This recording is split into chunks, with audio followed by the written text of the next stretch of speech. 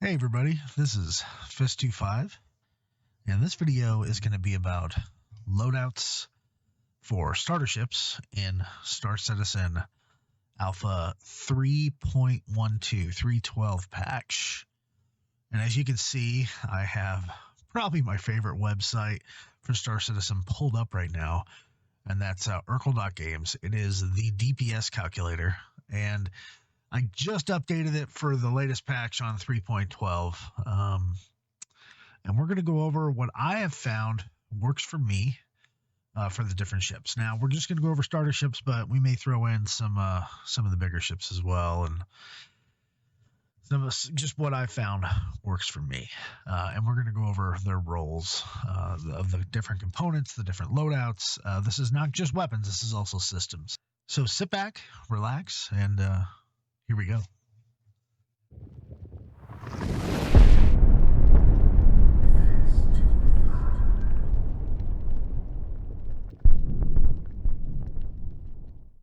We have up here on the screen right now the Aurora MR from the RSI manufacturer, Robert Space Industries, and this is the stock loadout up here. We have room for 4 weapons on this aircraft, and default it only comes with 2. There are 2 missiles on there, both are size 1. There's a couple grade C industrial shields, a grade D power plant. I guess it's enough to run a couple small Gatling guns, a couple grade D hydrocell coolers. Again, those are horrible. And a grade C quantum drive, which is actually not as bad as it looks. Urkel has radar and thrusters on there and some other stuff for different ships, EMPs and things like that. We can't change that yet because that kind of gameplay doesn't exist yet. Those parts don't exist. What it does tell you, and I really like this new layout once I got used to it. Over here in the area under the ship, we have the New Deal, or it tells us where we can buy the ship. It's New Deal Loreville, and it's 184,900 Alpha UBC. That's nice to know. I don't have to go to another spreadsheet or something. It also gives you the tagline of the ship. This is the quintessential starter ship. I think it's $45 on the store. It might be more or less depending on the time of year and what sale's going on. It also gives us the basic stats of the Aurora MR. We know it's a light fighter. We know its career is combat based, basically. Its ship size is 2. Not sure what that means. It's not real small, but it's not big. Gives us our whole HP, our dimensions, our mass, our speed, afterburner. Afterburner speed means it's very, very top speed. I'm not sure why it's called afterburner speed, because once you reach the top speed, you can't use afterburners to go faster. It gives us our pitch rate, our yaw rate, our roll rate, and our gas capacity. How many liters of hydrogen it holds, and how many liters of quantum fuel it holds. Now, all this is relative to other aircraft, right? So if you pull up an Anvil Arrow, you look at its pitch and its yaw and its roll, and those are significantly higher because that aircraft is made to go faster, made to be higher. This aircraft, not so much, but you can look at it in relativity to each other instead of just an arbitrary number of 1 degree or 0 degrees. If you don't really know how fast that is, you compare it to another aircraft and you can get more of a sense for it. Once you fly the aircraft, you get a feel for it, and then you start looking at these numbers, and they really start to make sense of what 76 degrees a second and pitch feels like, and you can picture it in your head once you've flown enough of these aircraft. So I guess I should call them spaceships instead of aircraft, but either way, let's get into the overall loadout here. Under weapons at the top here, you can see that there's 2 weapons. They're both ballistic Gatling guns, which are fine. I like the GT series of ballistic Gatling guns. The 4 hard points on this spaceship they're all size 1. So the whole, let me break down here how the gimbals work for different sizes. If your ship has a hard point, and let's say it's a size 4 hard point. Gurgle's going to tell you what size hard point it is here on the left. Now, it just so happens the Aurora, every hard point on it, all 4 of them are size 1 hard points. Now, if you put a gimbal on a hard point, and what a gimbal does is it's a platform that a weapon or another component can sit on, and it can rotate around, right? It can rotate in a certain number of degrees, depending on if it's forward facing or not, and it'll basically move. It allows it to move. It's a real world thing. It's not specific to Star Citizen or anything. It's called a gimbal. Now, when you stick a weapon on a gimbal, the way this works in Star Citizen is it's basically auto tracking, auto targeting. You have 3 different fire modes in a spaceship in Star Citizen. You have your regular mode, which when you first start up an aircraft, it always goes into this normal mode. And you can tell it's in this mode because when you look at your HUD, and you can only tell this if you have gimbals, when you look at your HUD, I believe it's called target mode. When you move your mouse left and right, the reticle, the cross, actually moves. And the center of the HUD, there's a dot, and that doesn't move. That means if you have gimbaled weapons, they will follow the reticle around. They will follow the cross. So if you get up into space and you move the reticle around and hold down your left or right mouse button, the gimbals will follow where you have the reticle. When you hit G and you switch your targeting mode, your gimbal mode, the second mode is called locked. And that's most of the time when I fly in when you fly fixed weapons. And that mode is where the gimbals are locked in a forward position, and they all converge onto the same point right in the center of your reticle. At this point, when you fly, the reticle is fixed at the center of the screen. And what you move around is the dot. So they swap. So the dot is actually, moving, but even if you're moving left, your weapons are going to fire at that center reticle, which is fixed and locked. The third mode is called auto mode, and that's where your gimbals are in auto targeting mode. You can tell this mode is on, one that on the bottom right of your HUD, it says auto, and there's a little radio button that's checked right next to it. It's filled in. And you have a dashed circle line in the middle of your HUD. That is your gimbals are in auto. And if you lock onto a target and it stays within that dashed circle, your gimbals will follow the pip to hit the target. So if you're flying along and you're trying to follow someone and fire on them, and their pip to hit them, whether it's whatever pip setup you have, whether it's lag or lead pip, as long as their pip is inside that circle, that dash circle, and you fire, your gimbals will automatically move over to it, and you'll see the gimbal in like another dash circle and a cross, and it'll actually physically move in the middle of the big dash circle, and it will move the guns and fire the guns towards that location. Now that's super handy to have because you are, I would say, much more accurate, especially if the target has little tiny movements, which right now the targets jerk a little bit, whether that's desync or whether the AI is just kind of crazy and taking drugs, or they're not affected by any type of force reactions. I don't know, but they do jerk around a lot, and it helps to have those gimbals, and you are going to be much more accurate. However, you're sacrificing weapon power. So if you have a size 3 hardpoint, you can put a size 3 gimbal onto that hardpoint. Now, your gimbal is a size 3, but a size 3 gimbal, the biggest weapon it can hold is a size 2.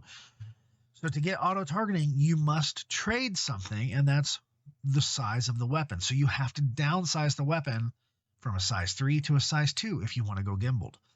If you don't want to go gimbaled and you want to stay fixed, then you can keep that weapon as a size 3 weapon, and it'll fit on there. The trade-off is that weapon will only fire in the forward position. That's not such a big deal anymore since 3.10 10, I believe, all the weapons, when they're locked forward, they will all the weapons will fire at a converged point. We used to have an issue in 3.9 with all the weapons have different firing speeds. Not all of them, but a lot of them do. And what you tried to do is match them, and you would end up having one or more. You could have 2 or 3 or 4 different pips depending on what weapon was equipped. And those would all be the different speeds of the weapon. And they would hit the target at different places because they would fire faster or differently. Now, it doesn't matter. All the weapons still will converge in one location right at the direct center of your reticle. And that's important because no matter the weapon speed, the way you're pointing is where the bullets or where the lasers are going to go. That's kind of huge. That was such a huge gameplay change and gameplay improvement that most people that I know that are really good dogfighters, they don't use gimbal weapons anymore. They use fixed weapons because they want increased power. But there's another little trade-off there too, that increased power requires an increased power plant. You need more power to run higher weapons. You might have some big weapons on a small ship with a small power plant, and you can't use the military power plant. You have to use an industrial power plant because you actually need more power. The nice thing about the Urkel website is that it will actually tell us where we are on power. If we look at the Aurora MR and we go to the left side here, you can see there's a little lightning bolt and a power icon in brackets, and it says 1500 is the power pull on this aircraft with the current loadout. Now, the max that the Roughneck power plant puts out is 3,997 power units, probably joules or something, or watts or something, a second. And we're only drawing 1,500. So we're well within our power boundaries for the stock loadout. And that makes sense because all we have is 2 Gatling guns. They don't require a lot of power. So let's talk about changing out these weapons. Now, the last caveat that has to do with gimbals is you cannot, there are no size 0 weapons right now. So size 1 weapon is the lowest you can go. When you have, like in the case of the Aurora, when every hardpoint is a size 1, you can mount a size 1 gimbal and you can mount a size 1 weapon on that size 1 gimbal, which is how these yellow jackets are laid out. There is no downside to that. So if you only have a size 1 hardpoint, like on some ships, like a Hawk or like an Aurora or like a Mustang, then you should gimbal every one of those. There's no downside to gimbling. You're not trading anything. Gimbaling those hardpoints, you're actually gaining something. Now you're gaining, auto tracking. So you might as well do it. So anything with a size 1 hardpoint, rule of thumb, make sure it has a size 1 gimbal on it, and you're good to go. So let's go over the weapons. Size 1 gimbal, the Yellow Jacket 210s. I like that loadout, just how it is. That stock part is fine. Now, there is 2 more hardpoints on here that don't come filled in, and I recommend putting a size 1 gimbal on them, on each of them. And to round out the having the ballistic Gatling guns, which will run out of ammo at some point, you should put some lasers on there, which don't run out of ammo, but they do have a little bit of a power requirement. Now, I'm not a proponent right now of either the distortion cannons or repeaters, because that's not how I fight. And technically, they're not even supposed to do damage. They're just supposed to take out shields and systems. They're not actually supposed to do damage. I'm not a big fan of any of the cannons right now. The reason being is cannons, with the way desync works in the game right now, they just don't do enough damage, and they are so slow. If you miss on a cannon shot, then you got to wait half a second or a full second and then go again. Now, maybe that doesn't matter so much with gimbals, but I don't fly with gimbals very often, so I don't use cannons, either ballistic or laser, unless I'm going for a specific build. I've tried it in this patch, and it was horrible. It took me 15 minutes to just kill a Mustang Delta on a basic mission, whereas with repeaters, it took me like less than 10 seconds. So that's just how I play. I also don't typically use scatter guns, which are basically like a shotgun. You have either ballistic scatter guns or you have laser scatter guns. or so I think there's maybe distortion scatter guns as well at a higher size. I don't use them because I usually am somewhere in the middle range. I don't get real close enough to where a shotgun has effect, and I don't get real far away to where I need the real far out, where cannons would basically have a higher range. I don't use that stuff, so I'm kind of in the middle, and I move around a lot when I fight. So I typically use repeaters. It almost has tracer rounds, so you kind of see where you're firing, and I typically use high things with high ballistic ammo and good laser repeaters. So right now, PAX 3.12, what I have found the best laser repeater, the highest DPS, is the Attrition series by Hurston. Now you can only buy these on Planet Hurston and in the city of Loreville, because Hurston Dynamics makes them, and that's the only place where you can buy them. You can't buy them anywhere else. The cool thing about the Hurston laser repeaters is, if you look on the screen, they have the highest DPS. However, it's a little bit misleading. The DPS right here is at 700 degrees, and that's a hot laser. The Attrition series is famous because as you use it more and as it gets hotter, it actually does more damage. When you first use the laser, its damage is around 224 DPS, and that's under the 276. Not a huge gap at size 1. But the 224 is actually lower than the NDB26, which is the second highest DPS laser repeater. But it's really not that far below it, and that's just starting out. Now, the NDB26, as we can see on the screen, does 79 alpha damage per hit. The Attrition at 300 degrees does 41 alpha damage per hit. That's a lot less, right? The Attrition does a lot less. However, the Attrition does do 50 damage once it's up to heat. And while it's still less than the NDB26, we can look at the fire rate, which, Urkel has so many stats on it. The speed of the NDB26 is 1,000. I'm sorry, it's 1,072.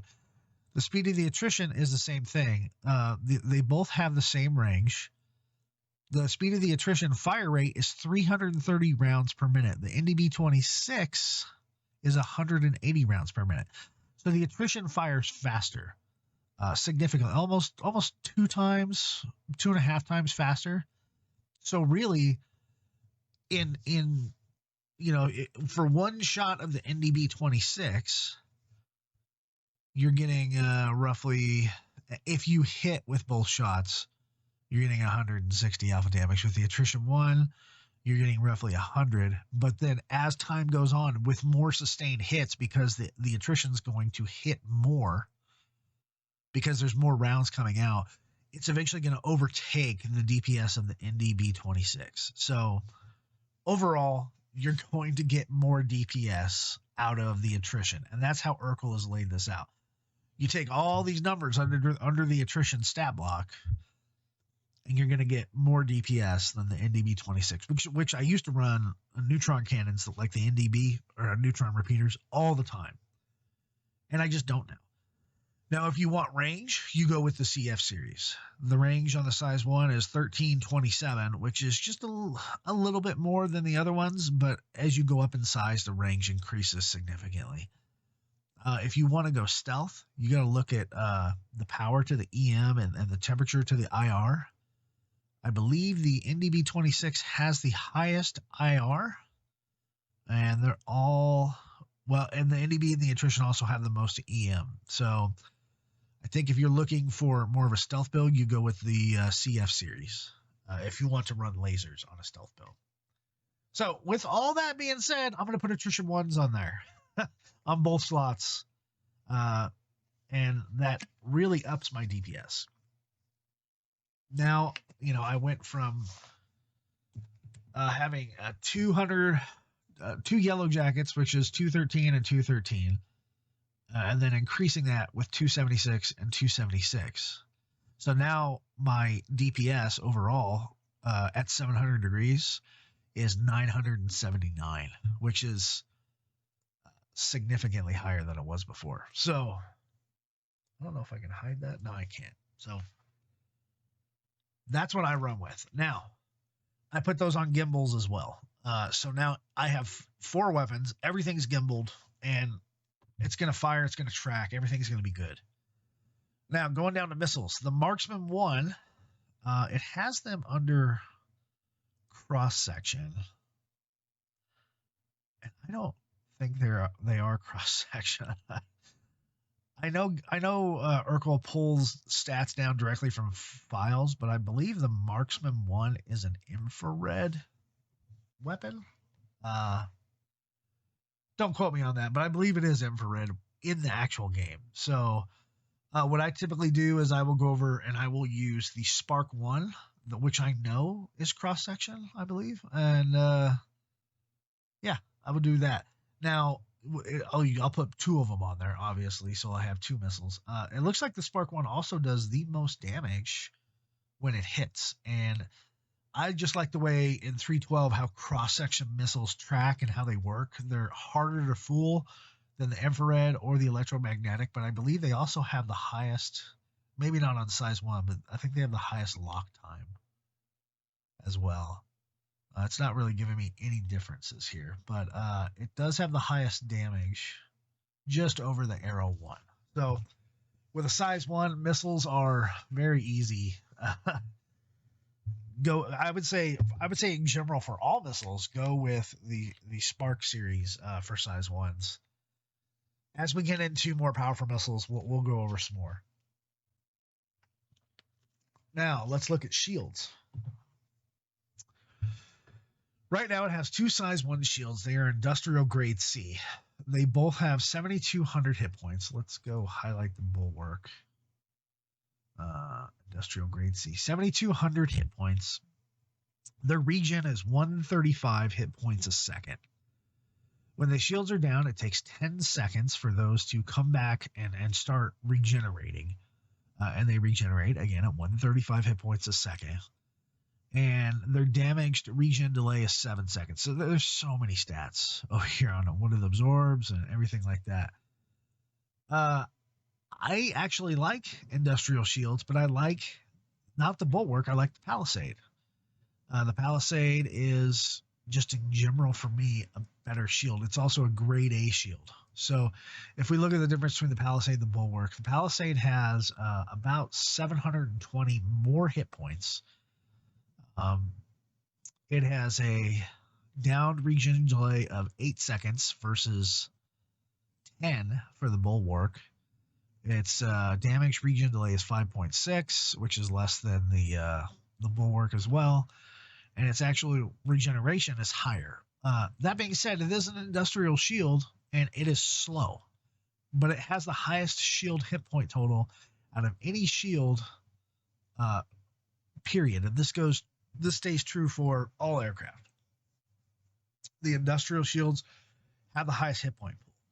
Now, if you get hit and your shields go down, they take the longest to recharge. So what I like to do, and what everybody typically recommends, and how I learned how to put shields on, you should go one with an industrial shield on one shield if you have 2 shield slots, and the other shield slot should go with the highest military type shield. In this case, it being the FR66 military grade A, class 1, whatever type shield.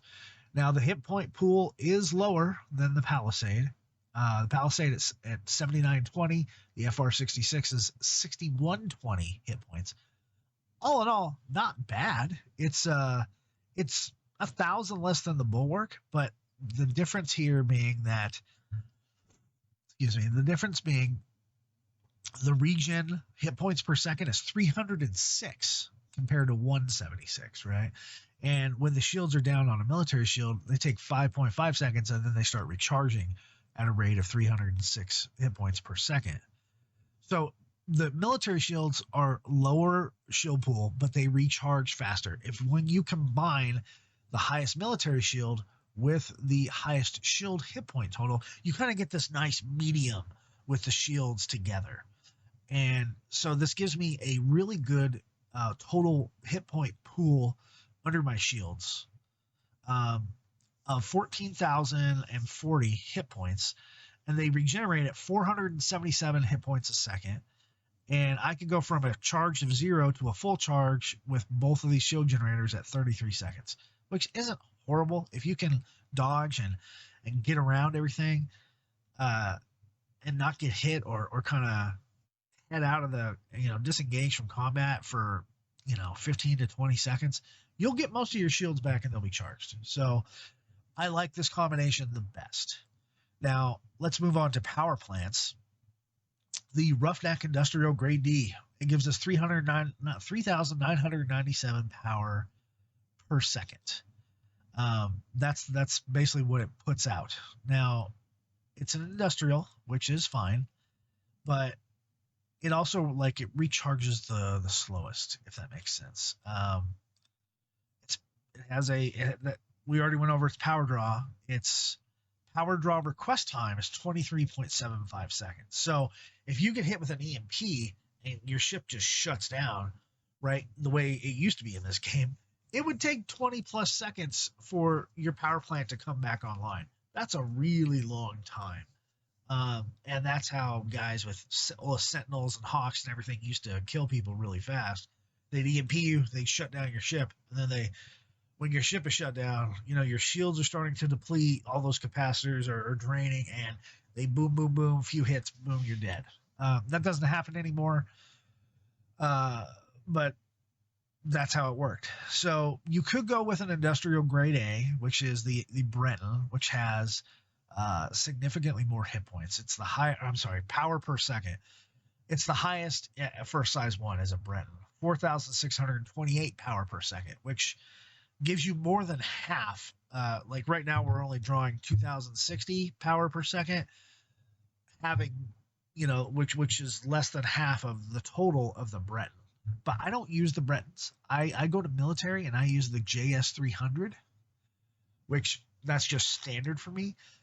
It does give me a little bit less power than the Roughneck, which is still right around half. The Roughneck, with my power draw, is still more than half of the JS300. There's plenty to spare.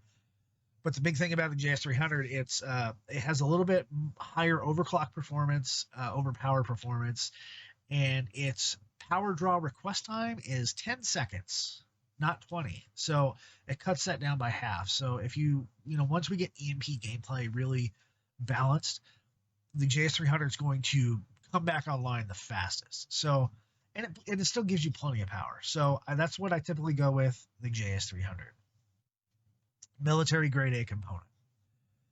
Now let's get into coolers. Right now, coolers are, as with everything else in this game, they are physicalized, right? They supposedly have actual coolant into the coolers, which means that as you use these different components, much like in a car, you would have to have coolant run through them to cool them down. So the coolers are rated in how much cooling they can provide per second. On the Urkel side, they're represented by this little fan down under the power request. Right now, the Aurora comes stock with Hydrocell Industrial Grade D coolers, which have a pretty high capacity. But they're significant. Well, they're not significant. They're less than what the typical cooler I use, which is Ultraflows. Yes, I use industrials because right now cooling is not completely balanced, and I think there's still a lot of work to be done. The industrial coolers actually provide the most cooling per second, which is the highest stat you want to reach when it comes to coolers. For size 1s, Ultraflows give you the most cooling per second. If we look at the differences, the Hydrocell at 380,000 versus the Ultraflow at 440,000. The Hydrocell has decent overpower and overclock performance. It just has just the lower cooling rate. The Ultraflow has the highest cooling rate, and it has good overpower and overclock performance. It also has a power request time of 8 seconds versus the Hydrocell at 10 seconds. If we go down to military and we look at the Glacier, it has a longer power draw request time. It provides, I think, more overpower performance, but overall it provides less cooling. I want more cooling. And what cooling can give you is when your lasers heat up or your afterburner is going, when you have the ultraflow, you can go for longer periods of time before you actually start to overheat because it has more cooling per second. So that's what I use. That's what I would recommend everybody else use. Industrial grade A ultraflows for coolers. Now this goes through all the different sizes. If you have a size 2, size 3, it's not ultraflow, but you use the industrial grade A's. Now for quantum drives, the EOS is fine. The EOS is 138,544 kilometers a second. That's how fast it can travel. It's a civilian grade C. It'll get you from Port Olisar over to Hurston, which is 32 million kilometers, in about 6 minutes 30 seconds. It can go from Port Olisar to Microtech, which is one of the longer runs, which is 57 million kilometers, in 9 minutes and 31 seconds. So it's almost 10 minutes. Its max distance it can jump is 64 million kilometers. So it can go a little bit past Microtech. Now, that's probably what you want once we have Pyro online. Pyro is much more vast than Stanton, and there's less gas stations in between. So you are going to need a quantum drive or a refueling vehicle to come refuel you something, because if you have a faster drive, you're gonna get there faster, but you're gonna run out of gas. And you, even though we refuel hydrogen fuel with our hydrogen scoops, you can only go so fast. It's not nearly as fast as quantum travel. So I actually don't use the EOS in the Stanton system. I do use for most ships, I use a civilian model of quantum drive. And the way Urkel has this set up is kind of strange. I end up using the Atlas version of the quantum drive. The reason that is because the Atlas, if I click on it, is the only civilian drive that can take us from Port Olisar to Microtech and not have any problems at all. It's actually faster than the EOS as well. It's a civilian grade A. It has a longer range than the EOS at 77 million kilometers, and it's faster, right? The EOS, its max speed was 138,544 kilometers a second. The Atlas is 151,000, almost 152,000. So not only is it faster, it can take us from Port Olisar to Microtech. Instead of 9 minutes 30 seconds, it takes 8 minutes 55 seconds. Not a huge deal there, but at lower distances, it's still faster. And because it's a grade A, its spool up times are better as well. If we look at the EOS, the spool up time, let's go over the stats. The spool up time is 5 seconds. The Atlas spool up time is 5.1 seconds. So that's the same. Stage 1 acceleration for the EOS is 250. Stage 2 is 50. The Atlas is the same. The overclock performance on the Atlas is less. The overclock performance on the EOS is better. The Atlas has a fuel requirement of 7.5 million kilometers. I'm sorry, 7.5. I say that right? Million kilometers, yeah. The EOS fuel requirement is 9.1. So the EOS is actually going to drink more fuel. That's why the Atlas can go further, because it's more efficient with fuel. They both have roughly the same disconnect range.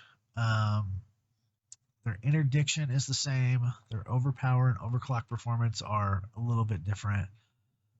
The EOS is a little bit less, it's a little bit better power to EM and as far as temperature goes, because the Atlas is a more high-powered drive. The Atlas has a few more hit points and has better max distortion damage. All in all, you want to get there a little bit faster and you want to make it in one jump, go with the Atlas. Let's look at some of the other drives real quick. If we go with the military drive, it's the VK00. It's the fastest drive you can get. It's at 283,000 kilometers per second versus the civilian Atlas, which is 151. That's pretty significantly different. However, the VK00, you could, if you had enough of a fuel tank to go from Port Olisar to Microtech, and you would do it in 6 minutes versus basically 9 minutes, you don't have enough gas in the Aurora MR to get there. You would have to stop at a couple stations, land, pick up gas, and then take off and go again. Now, if you're cool with that and you are fine with stopping and getting gas at different places, great. Grab that military grade A VK00. However, if you want, I think time-wise, you actually save time by going with the Atlas because you don't have to stop. You don't have to fly into a place, request landing, land, wait for the refueling, even though it only takes a few seconds in the Aurora. Wait for the refueling, get up, take off again, align your quantum, and go into quantum, and then you'll have to stop again to get gas. That whole thing, I think, that whole loop, if you go from Port All-Star to Microtech, it's going to take over 10 minutes if you use the VK00. If you use the Atlas, you're there in under 9 minutes. So, my point of view, that's what to use. Now, there are other drives, like other civilian drives, like the Burst, which is a grade B civilian. I think the only grade A civilian is the Atlas. Yeah, the Atlas is the only grade A civilian, but it's in the middle as far as speed goes. If you use the Burst, which is still a good drive, you can make it from Port All-Star to Hurston and Port All-Star to ArcCorp. You cannot make one jump from Port All-Star to Microtech. If you could, it would take 8 minutes and 15 seconds versus 8 minutes and 55 seconds. So going and getting gas, it's going to take longer to get to Microtech if you use the Burst. But if you are okay with that and you don't go to Microtech very often and you just want a faster drive and be able to get from Hurston to ArcCorp faster and pay more for gas because it has a max distance of 51 million kilometers, which means it is going to suck down gas more. Its fuel requirement is 11.4 versus the Atlas, which is 7.5. You're going to pay more for gas because you're going to need more gas, but you will get there faster. So if you don't care about those few credits in between, go with Burst. You could also go with the Flood, which is the same speed as the Atlas. The Voyage, it looks like it can make it in one shot. It's a civilian grade B, but I think that may be bugged because I've had a Voyage before and I couldn't make it from PO to Microtech in one shot.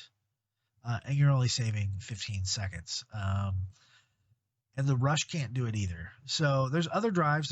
There's industrial drives like the Colossus and the Goliath, which are significantly slower, but they are more fuel efficient. The Colossus drive, you can go 106 million kilometers with that drive. Because it's so fuel efficient, but it'll take you 13 minutes to get from Port All-Star to Microtech, which may not be a game breaker for you, but I'll take that 4 minutes back because I can get a mission done in 4 minutes. There are also the stealth drives, which are actually really fast, like the Spectre's really fast, and they're very stealthy. But you can't make a jump from Port All-Star to Hurston without stopping for gas with the Spectre. And the same with the military drives. All three of them are faster than the stealth drive, but you have to stop for gas. Now, if you have a ship with a bigger fuel tank like the Banu Defender or I believe the Nomad, you can get away with having a faster drive because you have a bigger fuel tank. So that's a benefit for having those ships. The other drives like the Vulcan, it looks like it can make all the jumps, but it's pretty slow overall. You're looking at 14 and a half minutes from PO to Microtech. The competition drives it says the Foxfire can make it from PO to Microtech in 11 minutes, almost 12. The Lightfire can make it in 13 minutes. The Lightfire actually goes really far, 119 million kilometers, but it's very slow. It's 89,000 kilometers a second. My advice, stick with the Atlas. It is the drive to have. So that is the basic loadout for the Aurora MR. Where we increased all of the components to grade A components. We changed our missiles over to cross section. We added 2 laser repeaters, excuse me, and 2 gimbals. And now I think this ship is ready not only for combat, but ready for basically anything that it can take that you throw at it. Let's look at where to get these components. On the Urkel website, below the ship picture, it says non-stock items to cart. So you click that button, and anything that's not stock with that aircraft, you'll move it to the cart. If you go to the left-hand side on the top, there is a shopping cart. You click on that, and it's going to bring up all of the parts that you just put in there, right? Like a shopping cart. It'll tell you the total price that you're going to pay in Alpha UBC to upgrade this ship, which in this case is 143,996 Alpha UBC, so almost 144,000. The most expensive components being the Palisade Shield. Now it'll also tell you what shop you can buy these weapons and these system components at. And in my experience in the game, you can buy 99% of everything over at Microtech, either at Omega Pro or at Center Mass, where's weapons, Omega Pro is systems. You can buy almost everything there. The one thing you can't buy there is the Atlas Quantum Drive. You need to buy that at PO, Port Olisar, or I think there's one more place you can buy it. Now, you can buy these things in multiple different places. However, that's kind of like one-stop shopping if you have to upgrade a bunch of ships at one time, or if you just want to get all your things in one place. So let's go ahead and explore the Microtech here. We can see the Palisade. You can buy it at 5 different locations. But as I said, New Babbage is my go-to place to buy ship components. The FR66, yes, I can buy that at Port Olisar. I can also buy it at New Babbage. Can I buy the Palisade there? No, I can't. At Port Olisar. The JS300, you can buy that at Grimhacks, Hurl2, or, surprise, surprise, New Babbage. The Ultraflows, you can buy them at Levski, Crew 04, or New Babbage. The Atlas Quantum Drive, you can buy it at Hurl5 or Port Olisar. Port Olisar being a big hub, I just leave it at Port Olisar. And I tend to buy 4 or 5 of them at a time, just so I have stock. The size 1 gimbal mounts, which you need 2 of them, you're going to buy, there's a bunch of different locations you can buy those at, including Port Olisar, but one-stop shopping, I'm going to buy them at New Babbage. The Attrition 1 laser repeaters, as I said earlier, you can only buy them at Loreville. You buy them in the Central Business District. As you come in, you make a right. Instead of a left to go to the Trade District, you make a right to go to the Weapons Showcase. And there's four different terminals over there. You can buy them there. And then the Spark 1 missiles, it has us going to Hurl5, but you can buy those. You can't buy those at New Babbage, but you can buy them at Port Olisar. So really, it's 3 different locations here, Loreville being the outlier. Everything else is Port Olisar and New Babbage. If I bought these where I have it on the screen, now prices do fluctuate a tiny bit. It's 144,000 Alpha UBC. With that, you can empty your cart. You can download it to a text file. It tells you how many you need to buy. And then you go put it onto your ship after you buy everything. And that is my loadout for the Aurora MR. Now I'm going to go ahead and empty my cart. And we're going to bring up another starter ship. Now, we're not going to go over everything. I'm just going to give you my loadouts at this point. So we're going to select, let's go with Aegis. And the starter ship for the Aegis really is the Titan. So this is the stock loadout of the Titan.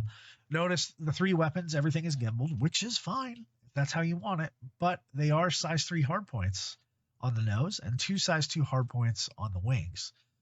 I fly it fixed.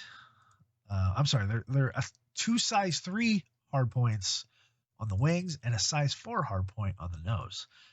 I do tend to fly this aircraft fixed because it, in my opinion, overall, it is the second best starter ship, and it has a really good weapon loadout, and I really like the look of the our Penguin ship here. On the nose, right now there's a bug with the Revenant Gatling gun to where it's so bright, the flash, that you can't see your target. But typically I would say put a Revenant on there.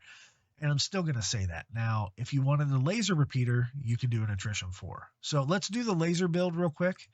I'll put an Attrition 4 laser on the nose, and that means on the wings, I need ballistics. The difference here being that your lasers will typically, they'll do damage, but they will also take down shields much faster than ballistics, right? Ballistics, while they don't affect shields as much, they do go through the hull better than a laser would, so they'll do more hull damage to a ship.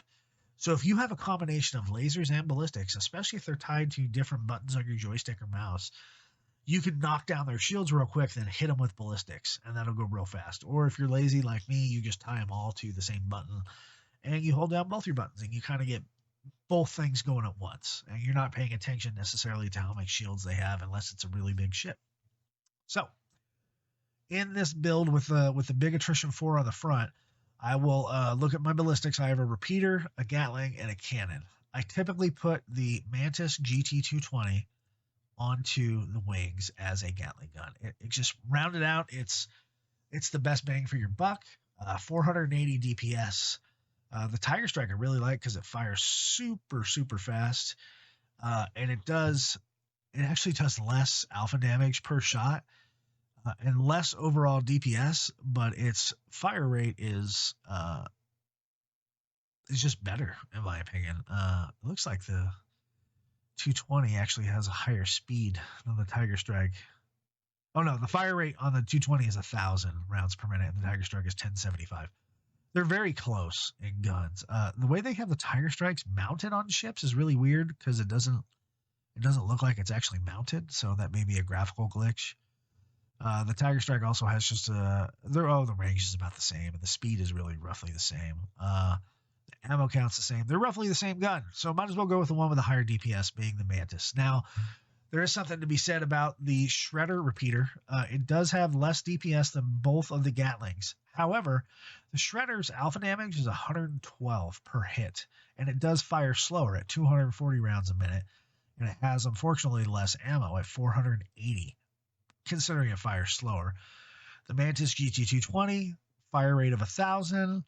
Alpha damage is only 29 though. So if you are really accurate, especially with fixed weapons, and you get shots on target all the time, I would say go with the Shredder because you get higher alpha damage and you will destroy that ship faster. If you're just looking for a combined laser and gun at the same time and just, set it and forget it type thing, go with the Mantis or the GT series because overall it's just the best. So that's what we're going to go with here. This is a fixed build. Now, what I would normally go with is I would go with a Revenant Gatling on the front at 672 DPS. Now, the Revenant's kind of one of my favorite guns in the game. It has a higher fire rate. It has low alpha damage, but it has a lot of ammo, and it just hits so hard. Its DPS is 672. Compared to the Mantis GT220, which is one size down, it does, it's 672 compared to 480 DPS. And it looks awesome. It looks like this huge Gatling gun mounted to the front. It's amazing. I love it. So put the Revenant on the nose, and then I would put laser repeaters being attrition 3s onto the wings. This is my standard build. So I have more laser fire to get down the shields, and then that Revenant just destroys those ships. For missiles, I know for a fact the Ignite 2 is not a cross-section missile. It is an infrared missile. If you want to go infrared, go with the Rattlers. It is a cluster missile. It has way too much damage here on Urkel at 5 million, but the Rattler 2s are like a Vanduul design, and when they fire their cluster missile, they break up into 7 smaller missiles, which maybe some of them can be decoyed, but maybe some of them hit for less damage, and it's a really cool looking effect. But if I'm going to go just with a stock missile loadout, I'm either going to go with the Strike Force 2 or the Tempest 2. Those are both cross-section. The Strike Force 2 doing more damage at 3790 versus the Tempest 2 at 3509. Let's see the differences between these. Right here, it's just damage. The explosion radius is more on the Tempest 2. Other than that, it looks like they have the same lock times. And I think the Strike Force 2 looks better as well. So I will go with Strike Force 2 being 4 missiles in total. Actually, on one of my builds for my Titan, I actually go with one size 3 missile. And that being an Arrestor 3, which I know is cross-section. I don't know why Urkel has these things as just cross-section only, but the Arrestor 3 I know is a cross-section missile, and it will hit hard. It hits for 4,211 damage, and the size 2s, The Strike Force 2s go for $37.90 per missile. So again, I'm giving you my standard build. This is what I use. For the shields, I will, they are size 1 shields. So guess what? A Palisade and an FR66. For power plants and for coolers, they are both size 1. So for power plants, I will go with the JS300. For the coolers, I will go with the 2 Ultra Flows. And the Quantum Drive is a size 1, and surprise, surprise, I will go with the Atlas. So this is my build for the Avenger Titan. It's definitely more firepower than an Aurora, even though the Aurora is fixed. These have size 3s and a size 4. The Aurora is all size 1s. This is a fixed loadout. If we dump our items into our cart, we can see this costs roughly 202,000 Alpha UEC. So, of course, it's more than the Aurora. You can buy everything here except for the attritions and the Atlas at Microtech, and you can buy the rest of that stuff at Port Olisar. So let's get out of this Aegis vehicle. Let's move on to an Anvil starter ship. Now, a lot of people would probably think that that is the Arrow or maybe the Hornet, but it's not. It's actually the Pisces is the starter ship. I love the Pisces. I love the Pisces. I don't love the stock Pisces. I do really love the Pisces Expedition because it has 2 more guns than the stock Pisces. But alas, we're doing starter ships here, so we're going to go with the Pisces. The stock Pisces has missiles, whereas the Expedition has guns.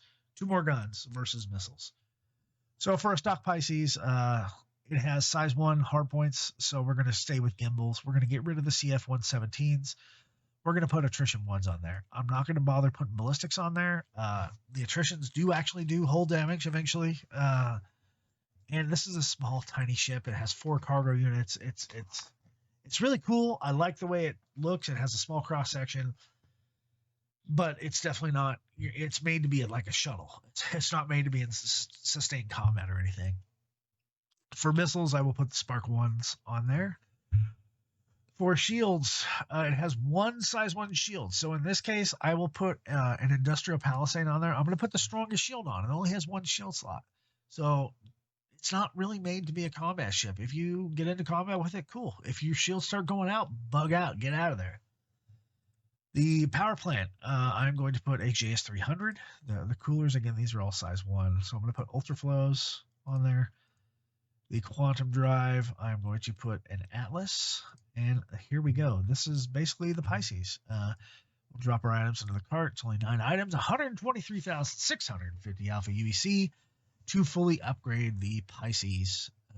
And again, you can get everything at Lorville for the attritions, the Atlas Drive at Port Olisar, and everything else at Microtech. Let's pick another ship manufacturer. Apoa doesn't really have a starter ship. Argo does not have a starter ship either. The Banner Defender. Okay, Consolidated Outland. Now we have 2 starter ships in here. We have the $35 basic starter ship, the Mustang Alpha, which I do like the Mustang series. I don't know why people don't, but it is a pretty stock bare bones ship. It's very cheap. As you can see with the Aurora, it only has 2 lasers on it, and there's 2 hard points that there's nothing on. Both of these hard points here are size 1, so we're going to go ahead and gimbal those. The turret that it has on the nose, it is 2 size 2s, and it is turreted, which means it is gimbaled. It's just like it's a fixture that has 2 size 2s on it, so it's definitely more adept at combat than the Aurora is. But it comes with 2 laser cannons. We don't like laser cannons, so we're going to get rid of those. We're going to put bigger laser repeaters on the nose. We want to knock down those shields and do some damage. So we're going to put 2 attrition 2s on the nose. We're going to gimbal the wings here, and the reason we're going to do that is because the nose is gimbaled. Might as well. So we're going to put our ballistic Gatlings on there. These are going to be the Yellow Jacket 210s, and there you go. Our weapons are done. It has no missiles. The shields, everything, the rest of the stuff is size 1. So it's going to be the same thing. It does have 2 shields, so we're going to go with a Palisade, and we're going to go with an FR66. The power plant, we're going to go with a JS300 military. The coolers, we will go with our standard Ultra Flows, and the Quantum Drive, we will go with our tried and true Atlas. So here we go. Mustang Alpha. Let's put all the stock items into the cart. It's 12 components. It's roughly 159,000 Alpha UEC. And again, you can buy the same thing at Hurston for the attritions, Port Olisar for the Atlas, and Microtech for everything else. That's a pretty good price, actually, to upgrade that ship. Now let's go with the other Consolidated Outland starter ship, the Nomad. Brand new ship to patch 312, I think. And I like the look of it. It's basically, to me, it's the Ford Ranger of space. It's got that open cargo area, but it's also very wide. Maybe that's where the fuel's at. I don't know. I haven't played around with the Nomad as much as I want to. But it does have some cool weapons. It comes stock with 3 size 3 hardpoints. They come all gimbaled with laser repeaters. I am going to make these fixed. This is a premium starter ship. I think it should have fixed weapons. Now they're all size 3 fixed.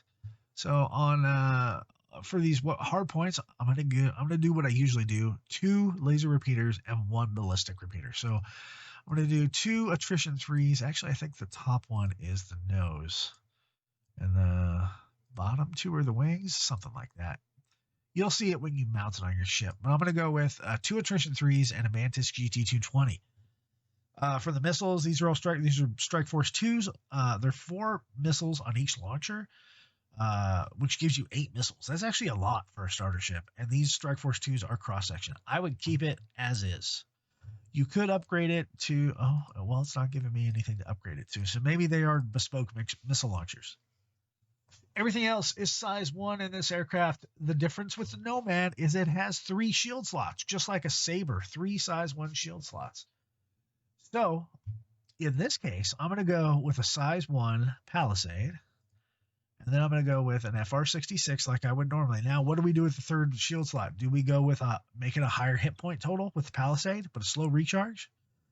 Do we go with an FR66 and make it an even faster recharge and a decent hit point pool? Or do we actually explore the Guardian, which is an industrial grade B shield, which has a little bit less hit points than the Palisade, but it has a way better recharge time.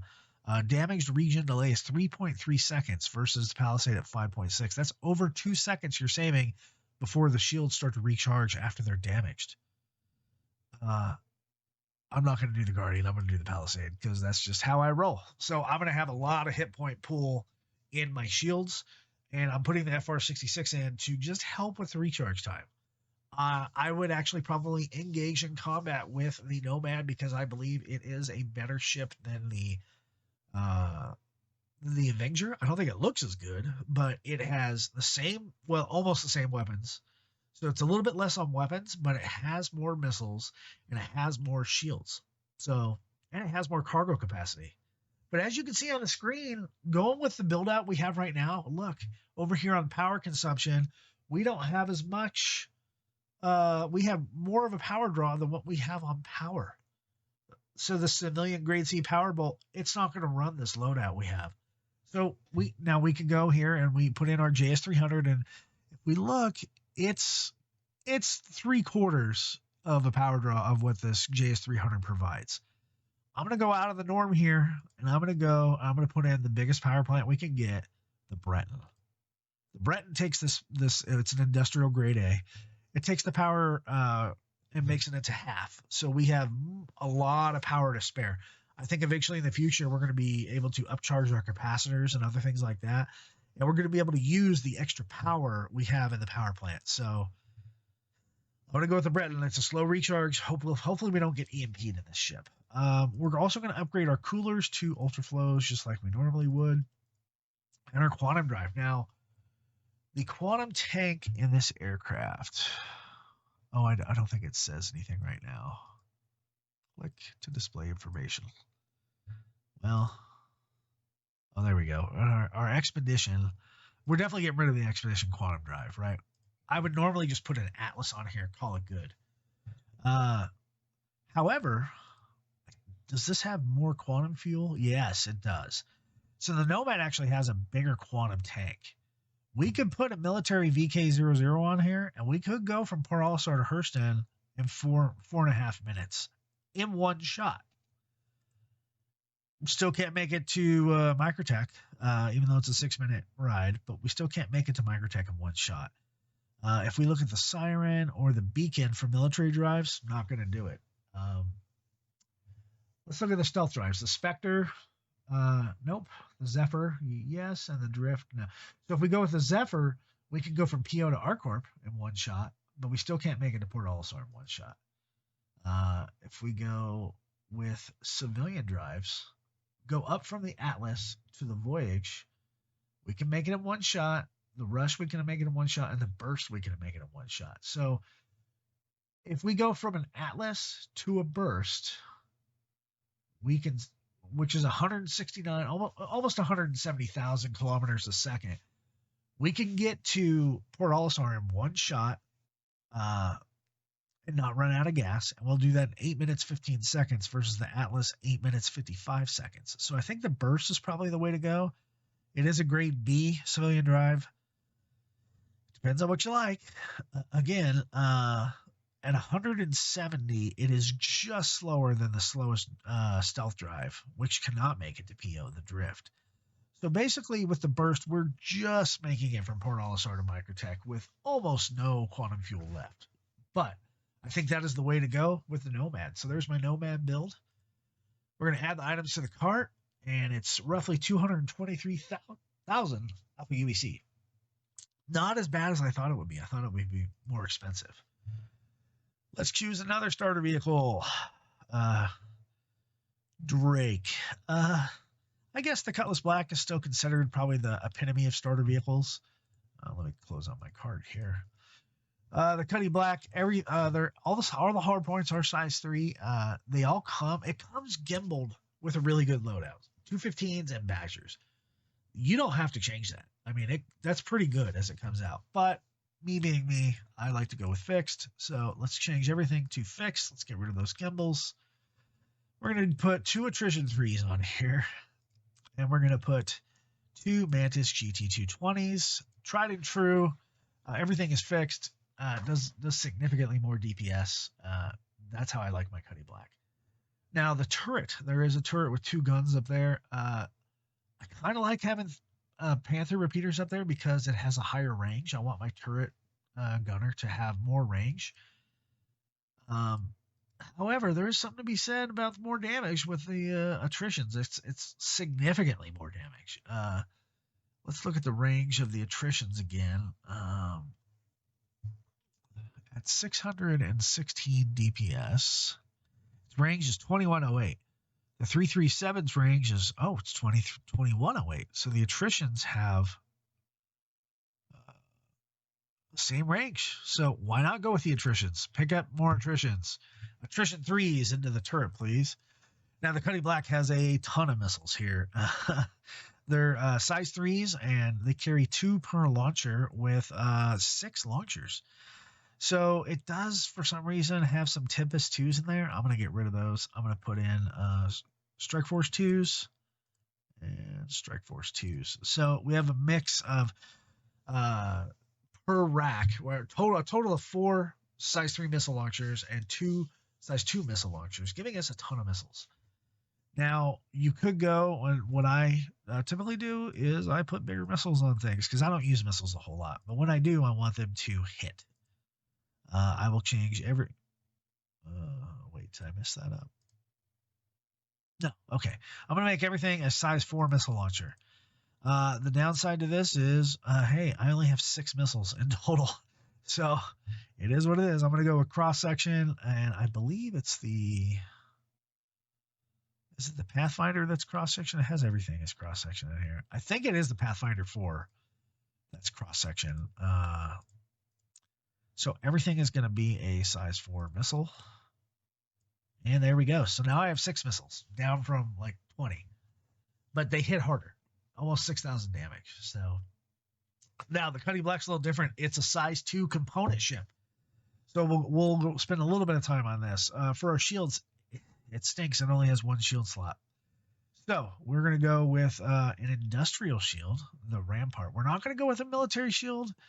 I would love to put a Sucheron on here. If you have a spare Sucheron laying around, it is almost impervious to ballistic fire.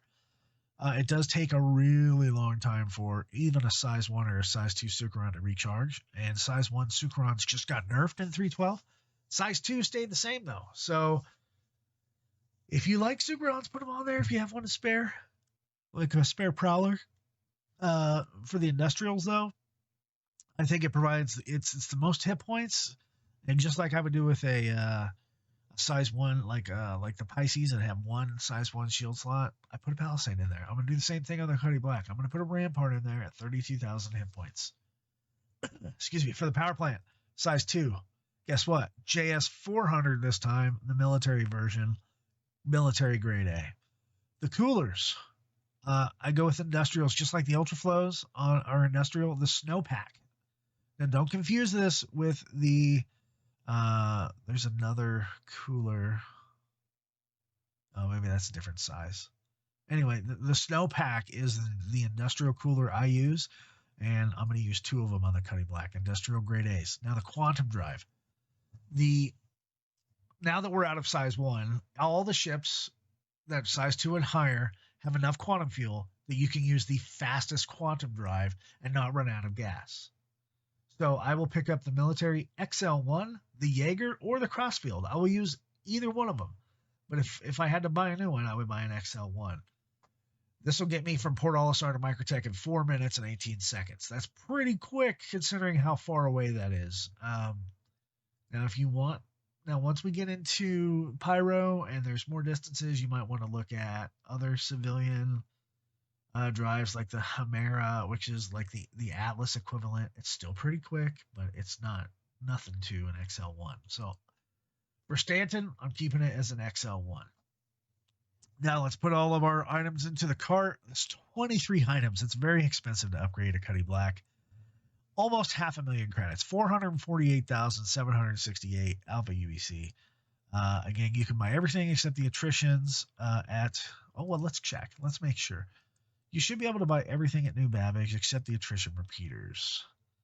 This does not have an Atlas quantum drive in it, so I think upgrading all the size 2 items you can do at New Babbage, which you can, yeah. So everything except the attritions you can upgrade at New Babbage, and it ends up at 453,610 Alpha UEC, and that is my Cutty Black loadout.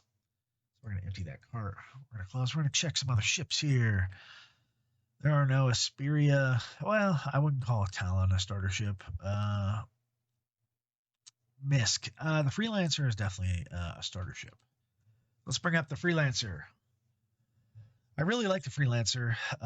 It has a unique weapon package. There are 2 size 3 weapons on each side of the Freelancer, and they are gimbaled up and down. They are not really gimbaled side to side. You can't change them. You can't move them out. The turret on them is bespoke, but it is gimbaled. So, and actually it's always gimbaled. So you have no choice but to be gimbaled. I believe you can change it to fire straight ahead only, but I don't know why you would do that. So what it comes stock with is 2 ballistic cannons, tarantulas. Yeah, we're getting rid of those. The way this is set up, you can't, in the game, you can choose a weapon for each side. In Urkel, you cannot. So we're gonna match our items anyway, but on one, like on the left side, I'm gonna have a laser repeater and a ballistic repeater, and on the right side, a laser repeater and ballistic repeater. But in Urkel, we're just gonna choose what we have on each side as 2 of them. So we're gonna go with 2 attrition 3s, and guess what? 2 Mantis GT220s, and that's what we're gonna put on the ship. There is a turret in the back. We're gonna get rid of that laser cannon. We're going to go with attrition 2 laser repeaters. You could also go with Scorpion GT215s or even a Sawbuck, but we're going to stay with lasers on this one. It does have a pretty good set of missiles on it. It has a mix of size 3s and size 2s.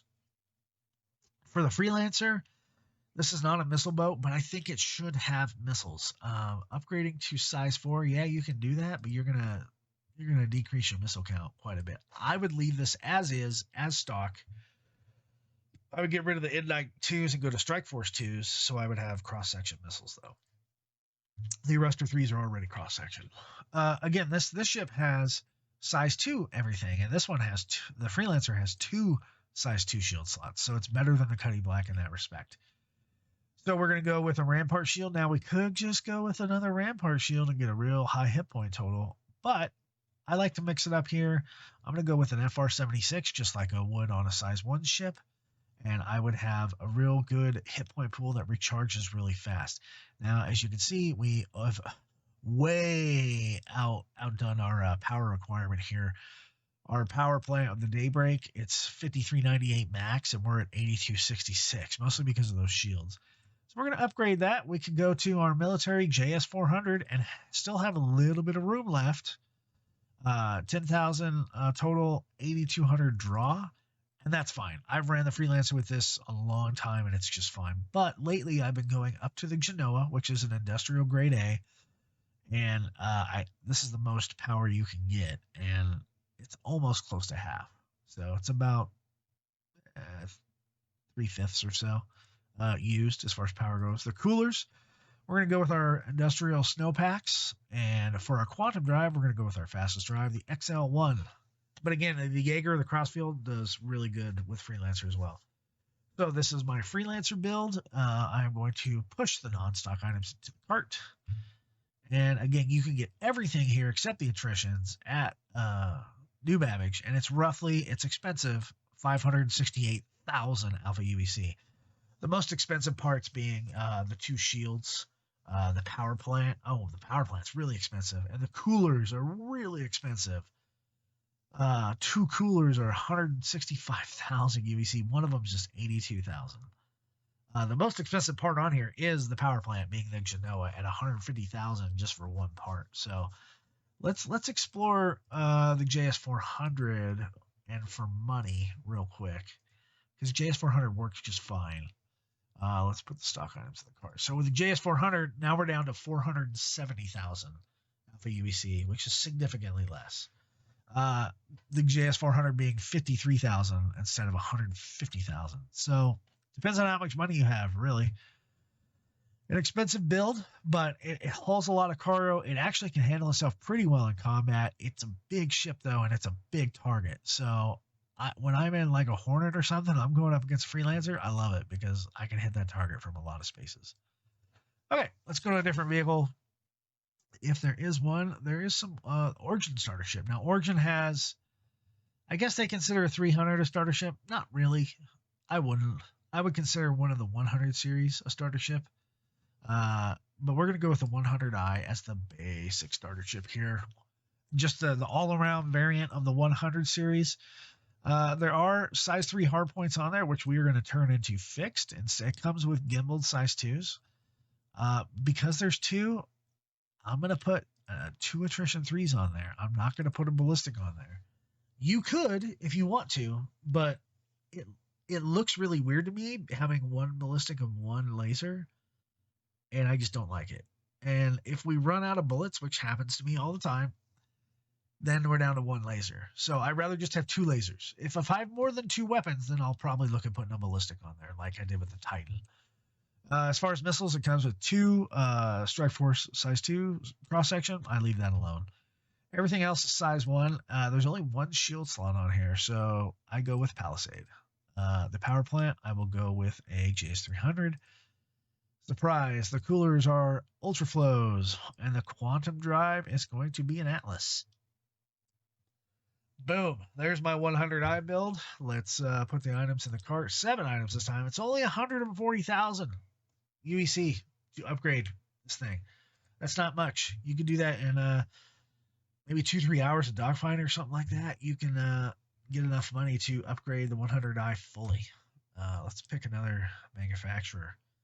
RSI. Well, we already did the Aurora. I would not say a Connie is a starter ship, although it feels like it sometimes.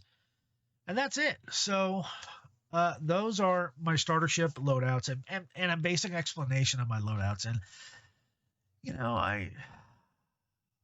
let's go with another new ship. Let's go with Mercury Star Runner, some bonus coverage here.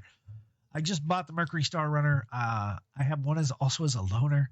I love the ship. I absolutely love the ship. It's fast. It's big. It's got weapons. It's got function.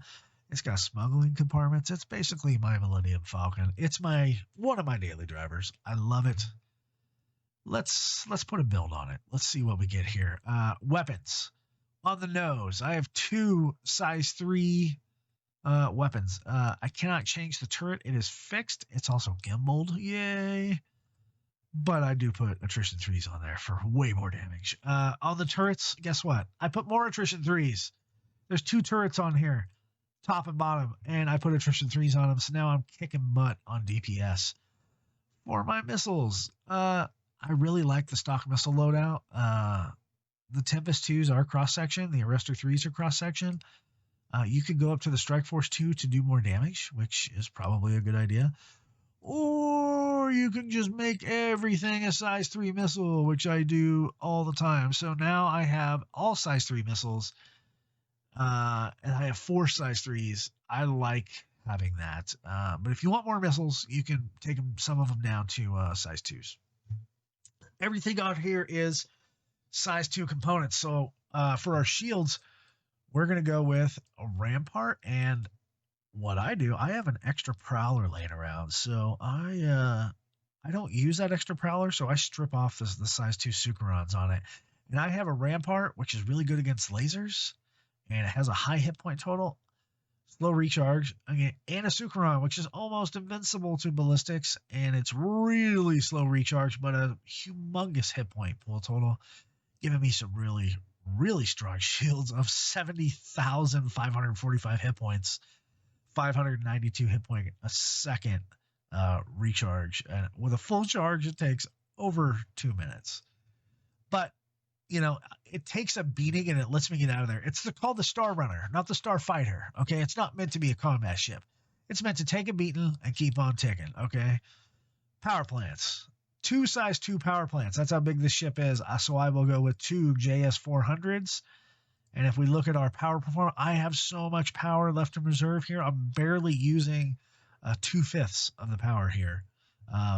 So really good power with the JS400s. I like having those components in, but you could probably just leave it stock and it would be just fine. Coolers. I go with the max cooler because I like having the most.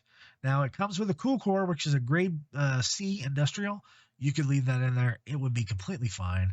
But I just upgraded it to my snowpack anyway, because I like having a little more afterburner, especially on the Star Runner.